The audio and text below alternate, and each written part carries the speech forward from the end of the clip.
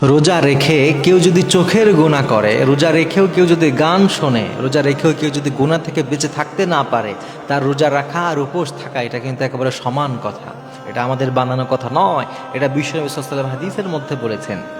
এজন্যই প্রিয় ভাইয়েরা মনে রাখবেন, শুধুমাত্র না খেয়ে থাকার নাম রোজা নয়, শুধুমাত্র সাহারিয়া আর ইফতারি খাওয়ার নাম কিন্তু রোজা নয়।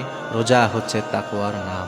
আপনি যেমন না খেয়ে থাকেন, এটা যেমন আপনার রোজার একটা অংশ, আপনার চোখেরও কিন্তু রোজা আছে, আপনার অন্তরের রোজা আছে, আপনার জবানেরও রোজা আছে, কানেরও রোজা আছে। প্রত্যেকটা অঙ্গ প্রত্যঙ্গের রোজা আপনাকে রাখতে হবে।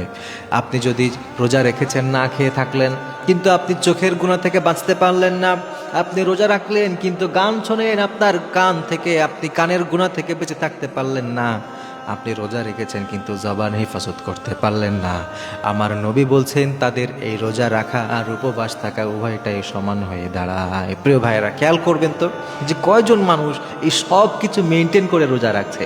আমি রোজা রাখছি, আবার সময় কাটানোর জন্য আমি নাটক সিনেমাও দেখছি, আছে না নাই বলেন? হ্যাঁ, নাটক সিনেমা দেখে সময় কাটায়। অনেকেই বলে যে এখনও তো অনেক সময় বাকি আছে, কি করব, একটুখানি সোশ্যাল মিডিয়াতে বিভিন্ন আজে বাজে উল্টাপাল্টা অশ্লীল ভিডিও দেখে সময় কাটাচ্ছে। এটা কোনো রোজা নয় প্রিয় ভাইয়েরা।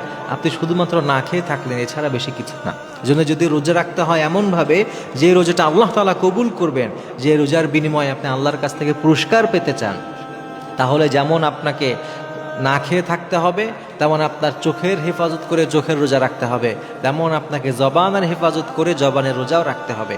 এই গোটা কমপ্লিট বিষয়টা যদি আপনি করতে পারেন, তবেই কেবলমাত্র আপনি সত্যিকার অর্থে একজন পরিপূর্ণ রোজাদার হিসাবে আল্লাহর সামনে পরিগণিত হবেন, এবং তখন আপনার জন্য আল্লাহ তাআলা এক বিশাল পুরস্কারের ব্যবস্থা রেখেছেন। যেজন্য শুধুমাত্র না খেয়েই থাকবেন আর রোজা রেখে যাবেন, ব্যাপারটা কিন্তু এমন নয়, বরং সব রকমের গুনাহ থেকে বেঁচে থেকে এরপরে আমরা রোজাগুলো করব।